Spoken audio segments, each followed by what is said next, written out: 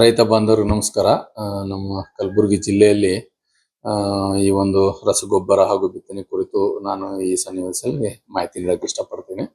ಮೊದಲನೇದು, ನಮ್ಮ ಕಲಬುರಗಿ ಜಿಲ್ಲೆ ಬಿತ್ತನೆ ಪ್ರದೇಶ 8,80,000 ಹೆಕ್ಟೇರ್ ಪ್ರದೇಶದಲ್ಲಿ ನಾವು ಬಿತ್ತನೆ ಗುರಿ ಹಾಕೊಂಡಿದ್ದೀವಿ. ಅದಕ್ಕೆ ಒಟ್ಟಾರೆ 99,900 ಮೆಟ್ರಿಕ್ ಟನ್ ನಮ್ಮ ರಸಗೊಬ್ಬರ ಬೇಕು.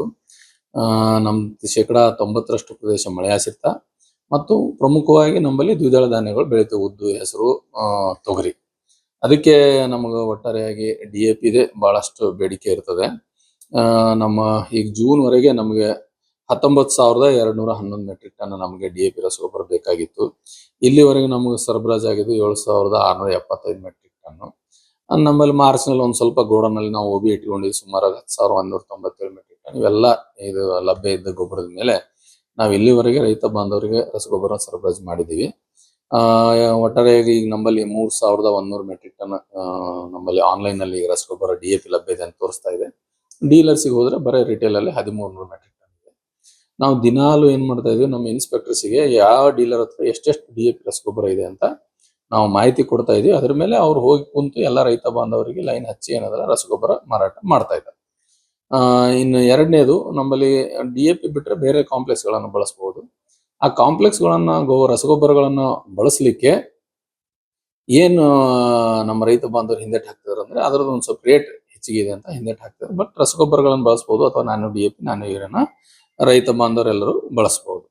ಸೊ ಇದೆಲ್ಲ ನಮ್ಮ ಸನ್ನಿವೇಶ ನೋಡಿದ್ರೆ ಒಂದ್ ಸ್ವಲ್ಪ ನಮ್ಮಲ್ಲಿ ರಸಗೊಬ್ಬರದ ಕೊರತೆ ಇರೋದ್ರಿಂದ ಈ ಸಮಸ್ಯೆಗಳು ಉದ್ಭವಿಸಿದೆ.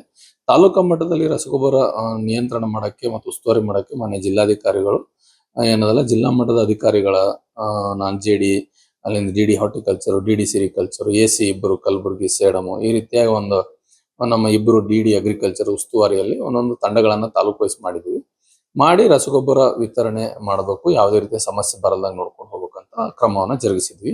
ಅದು ನಮ್ಮ ಟಾಸ್ಕ್ ಫೋರ್ಸ್ಗಳಿದೆ, ಈ ತಕ್ಷಣ ಏನದಲ್ಲ ಪರಿಶೀಲನೆ ಮಾಡಕ್ಕೆ ಅವ್ರು ಹೋಗಿ ಅಂಗಡಿಗಳನ್ನ ಪರಿಶೀಲನೆ ಮಾಡ್ತಾರೆ. ನಮ್ಮ ಕಲಬುರಗಿ ಜಿಲ್ಲೆ ಮಹಾರಾಷ್ಟ್ರ ಮತ್ತು ತೆಲಂಗಾಣಕ್ಕೆ ಹೊಂದ್ಕೊಂಡಿರೋದ್ರಿಂದ ರಾಜ್ಯದಿಂದ ಹೊರಗಡೆ ಹೋಗಬಾರ್ದು ರಸಗೊಬ್ಬರ ಅನ್ನೋದು ಉದ್ದೇಶದಿಂದ ನಾವು ಪ್ರಿಕಾಷನರಿ ಮೆಜರ್ಸ್ ಆಗಿ ನಾವು ಚೆಕ್ ಪೋಸ್ಟ್ ಗಳನ್ನು ತೆಗೆದಿದ್ದೀವಿ. ಚಿಂಚೋಳಿ, ಸೇಡಂ, ಚಿತ್ತಾಪುರ್, ಆಳಂದ್, ಅಫಜಲ್ಪುರ್ ಮತ್ತು ಕಲಬುರಗಿ ತಾಲೂಕಲ್ಲಿ ತೆಗಿತಾ ಇದೀವಿ. ಈಗ ಆಲ್ರೆಡಿ ಆರ್ಡರ್ ಆಗಿದೆ ಮತ್ತು ತೆಗೆದಿದ್ದೀವಿ. ಸೊ ಫಂಕ್ಷನಿಂಗ್ ಅದಾವ. ಈ ರೀತಿಯಾಗಿ ನಮ್ಮ ಜಿಲ್ಲೆಯಲ್ಲಿ ಬಂದಂತ ರಸಗೊಬ್ಬರನ ಸಮಗ್ರವಾಗಿ ನಿರ್ವಹಣೆ ಮಾಡಕ್ಕೆ ನಮ್ಮ ಕೃಷಿ ಇಲಾಖೆ ಹಾಗೂ ಜಿಲ್ಲಾಡಳಿತ ಎರಡು ಸಹಯೋಗದಲ್ಲಿ ಏನದಲ್ಲ ಈ ಎಲ್ಲ ಮುನ್ನೆಚ್ಚರಿಕೆ ಕ್ರಮಗಳನ್ನ ನಾವು ತೆಗೆದುಕೊಂಡಿದ್ದೀವಿ.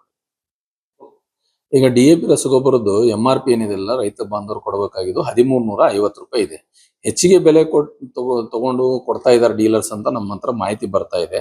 ಈಗ ಆಲ್ರೆಡಿ ರೇಡ್ ಮಾಡಿ ನಾವು 51 ಜನರಿಗೆ ನೋಟಿಸ್ ಕೊಟ್ಟಿದೀವಿ, ಮತ್ತೆ ಮಟೀರಿಯಲ್ ಸಹಿತ ಲಕ್ಷಾನುಗಟ್ಟಲೆ ಮಟೀರಿಯಲ್ ನಾವು ಸೀಸ್ ಮಾಡಿದೀವಿ. ನಾ ರೈತ ಬಾಂಧವರಲ್ಲಿ ರಿಕ್ವೆಸ್ಟ್ ಮಾಡ್ತೇನೆ ಅಂದ್ರೆ, ಪಾಸ್ ಮಷಿನ್ ಅಂತ ಇರ್ತದೆ, ತಾವು ಆಧಾರ್ ನಂಬರ್ ಕೊಟ್ಟು ಬಯೋಮೆಟ್ರಿಕ್ ಮಾಡ್ತೀವಿ.